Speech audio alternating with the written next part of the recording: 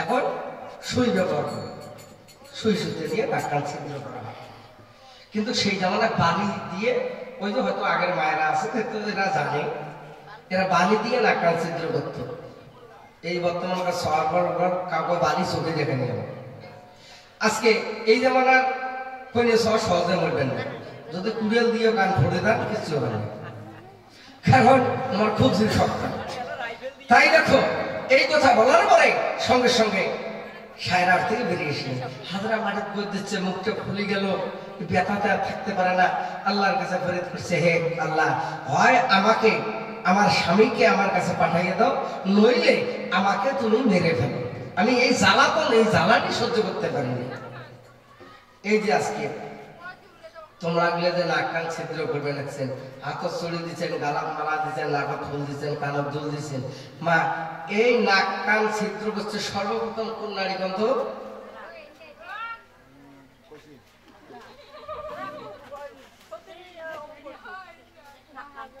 তোমরা রামায়ণ করবেন শুধু, তোমরা বলতে ভাই কাজ করছি এখন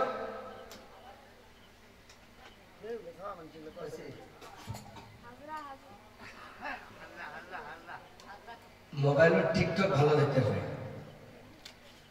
ফেসবুক ভালো চলতে পাই, কারণ সর্বপ্রথম যে জাহান্নামে যাবেন এটা একদম গ্যারান্টি। জাহান্নাম তোমার জন্য রেডি আছে।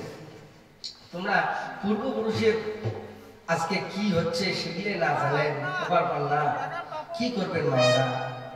আজকে দেখো, এবার সর্বপ্রথম তোমাদের আগে বেবি হাজরা বলেছিলেন, এই হাজরাত থেকে নাক কান ছিদ্র করা আসলো। এখান থেকে এবার যখন কাঁদতেছে ইব্রাহিমের কাছে সংবাদ দিলেন, ইব্রাহিম তুমি আর দেরি করো না, এই মুহূর্তে বাড়িতে যাও। বলে কেন? বলে তোমার বাড়িতে মহা বিপদ হয়ে গেছে, বাড়িতে যাওয়ার আগে এদিকে আরবের বাজার যাবে, আরবের বাজার যে একটা ফুল কিনে নেবে, দুইটা দুল কিনে নেবে, দুইটা লড়া কিনে নেবে। লড়া বুঝেন? বুঝলেন? লড়া বা ছুরি, আরবি ভাষায় বলে লড়া। এই দুইটা ছুরি নেবে, একটা মালা নেবে, নিয়ে তুমি বাড়িতে যাবে। তো এগুলো যখন জীবনে কোনোদিন পড়ায় নেই, এলা এগুলো কিনে ধরি বাড়ি গেছি, এলা চিন্তা করে ফুলকে করে পড়ায় ইব্রাহিম, চিন্তা করে এগুলো যখন জীবনে পড়ায় নেই, আল্লাহর কাছে আল্লাহ এই ফুল যেটা সেটা কোথায় পড়াবো? তখন জিবরাইলের মারফতে সংবাদ দিচ্ছে, ওরে ইব্রাহিম, যেটাকে ফুল বলা হয় ওই বালিগুলো কেটে ফেলে দিয়ে ফুলটাকে নাকে পরাবো, আর যে দুটোকে দুল বলা হয় এই দুটা দুই করণে পরাবো, আর যে দুটোকে লড়া বা ছুরি বলা হয় এই দুটো দুই হাতে পরাবো, আর যেটাকে মালা বলা হয় এটা গলায় পড়ে। যখন এই জিনিসগুলো, এই অলঙ্কারগুলো সায়রার সামনে হাজরাকে পরাচ্ছে, আগত যেমন দেখতেছিল তার থেকে দ্বিগুণ রূপসুরত বেশি হলো। একটা নারীর যে নাকে কানে দুল ফুল, কানের হাতে চুড়ি না থাকে কেমন দেখা যায়? বিধুকার মতো। যখন ওই নারীটাকে অলঙ্কার গুলো পড়া হবে তাহলে সুন্দর দেখা যাচ্ছে। এবার সায়রা মনে মনে পায়, আল্লাহ যেটার জন্য যেটা করলো সেটা তার হইলে উগার মই আজকে খারাপ মনে করলো, যে উগাই তো আরো ভালো হয়ে গেলে, স্বামী তো উগাকে আরো বেশি ভালোবাসবে, দেখতে হলে ভালো, সন্তানেরও মা মায়, তাহলে ওকে বেশি ভালোবাসবে। এই জন্য মানুষ কয় কার গাড়া কায় করে, যার যার গাড়া শেষে করে। দেখো এই কথা বলার পরে সায়রা মুখ আন্দার করে বসে গেছে। স্বামীর তো হাজার ঘর ছোট রূপে আমার টান বেশি, যা বলছে বেবি কি হয়েছে, তুমি মনটা ভারী করে বসে আসছো? তখন বলছে আমার মন ভারী নয়, তুমি আজকে হয় আমাকে রাখো, না হলে আমাকে তালাক দাও। বলে কেন? আমি তো তোমার তালাক দেওয়ার জন্য বিয়ে করিনি। তখন বলতেছে যে আমাকে নিয়ে সংসার করে খাও, আমার তিনটে দাবি মানতে হবে, তাহলে আমি তোমার সংসার করবো, না হলে তোমার দুর্নাম দিয়ে চলে যাবো, তোমার নবুয়ত থাকবে না। ইব্রাহিম সঙ্গে সঙ্গে বলছে ঠিক আছে বলো কি তিনটে দাবি, তোমার দাবি তিনটে পূরণ করবো। তখন বলছে তাই? বলে হ্যাঁ ঠিক আছে ঠিক আছে, আমি দাবি তিনটে আর কথা বলছি। ওই একদিন নবী মুস্তাফায় রাস্তা দিয়ে হেঁটে যায়, ওরে হরিণ একটি ছিল বাংলা খেজুর গাছতলায়, হরিণ একটি ছিল বাংলা গাছের তলায়।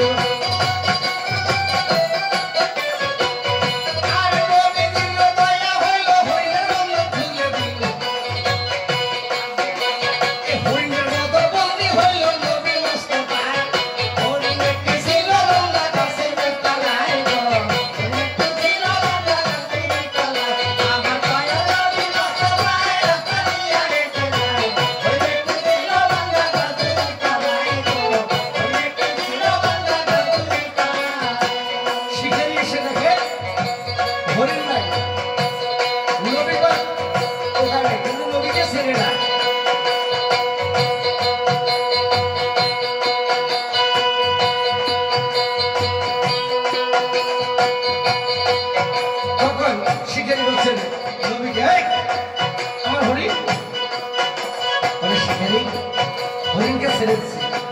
কি ছেড়ে দিছ? ছেড়ে দিয়ে তুমি এখানে দাঁড়িয়ে তবে দেখো ছেড়ে দিছি।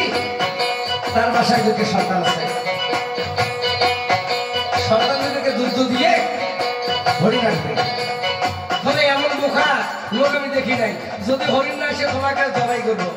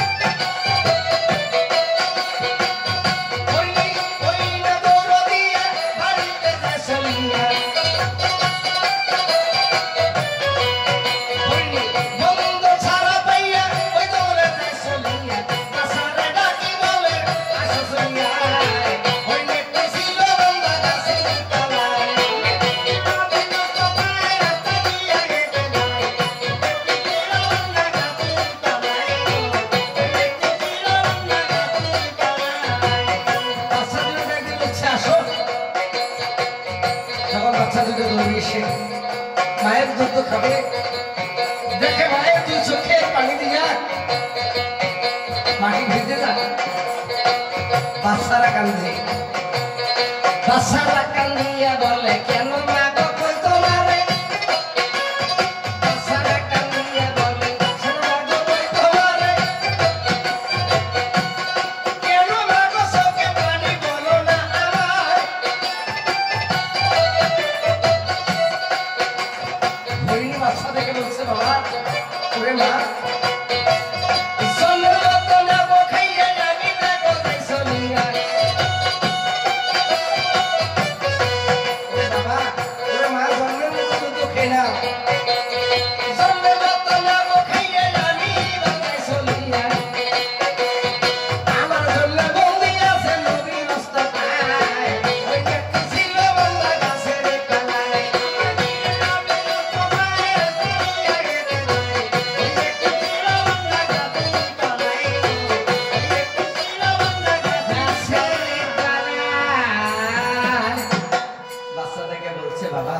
শেষবারের মতো খেয়ে নাও, আমি এই মুহূর্তে চলে যাই, আমার জন্য বন্দি আছে নবী মোস্তফায়।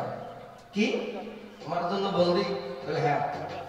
তখন বলছে ঠিক আছে মা তোমার দুধ আর খাবো না।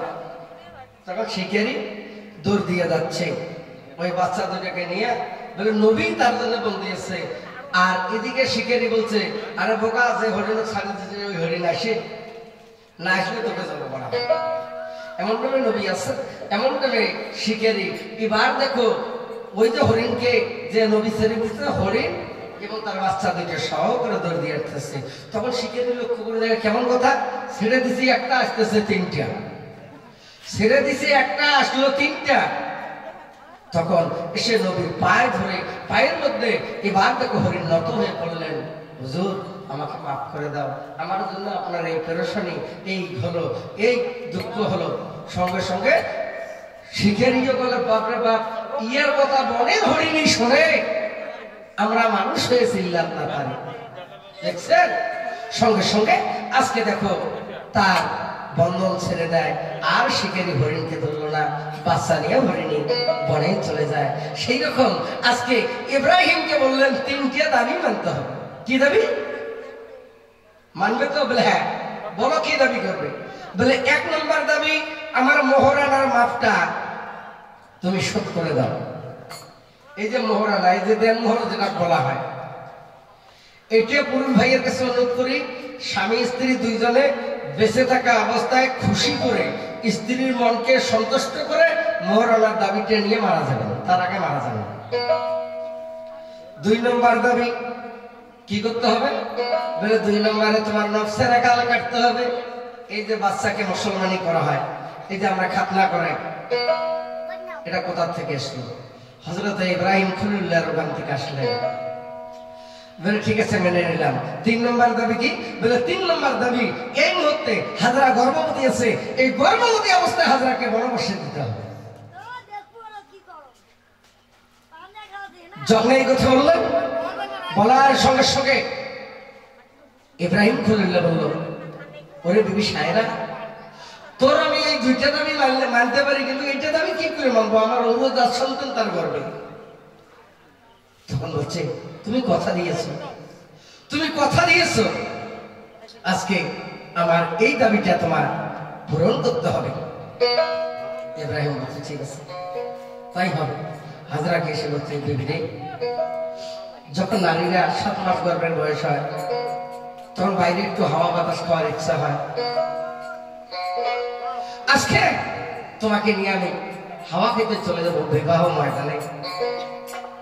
ওখানে গেলে হাওয়া বাতাস খাবে, বাচ্চাটা সুস্থ সবল থাকবে। এই কথা শোনার পরে হাজরা বলছে, তাহলে চলো। বলে, না, কিছু খাবার সঙ্গে নাও। তখন মা 41টা রুটি বানাইয়ে নিল, 1 ঝাড়ি পানি নিল। কি করলেন? 41টা রুটি বানিয়ে নিলেন, 1 ঝাড়ি পানি নিলেন। 1 ঝাড়ি পানি বুঝেন? বুঝেন? হ্যাঁ। না বুঝলে হ্যাঁ না করবেন, আমরা বুঝি দেবো। 1 ঝাড়ি পানি বুঝেন? যাক, একজন বুঝছে। সেই জামানা তো বদনা ছিল না, সেই জামানা ছিল ঘটি, মাটির ঘটি আছে না? এই মাটির ঘটিতে 1 ঘটি পানি নিল, 41টা রুটি বানিয়ে নিল। ওই ঘোড়ার লেসের মধ্যে বেঁধে দিয়ে বিবি হাজরা আর তার স্বামী দুইজনে আনন্দ করে চলে যাচ্ছে। স্বামী যখন নিয়ে যাবে, স্বামী যদি বলে, হ্যাঁ তাড়াতাড়ি বেরিয়ে আজকে বই দেখতে যাবো, তাহলে কি যাওয়া যাবে না? স্বামী যদি হুকুম করে তাহলে যাইতে হবে, কিন্তু স্বামীর হুকুমকে অমান্য করা চলবে না। স্বামী বেরবার যাবো, তাহলে তার স্ত্রী খুশি হলেন, ঠিক আছে দুইজনে যাব। এই কথা বলে আস্তে আস্তে দুইজনে এই খাবারটুকু নিয়ে আস্তে আস্তে দুইজনে রওনা গেলেন।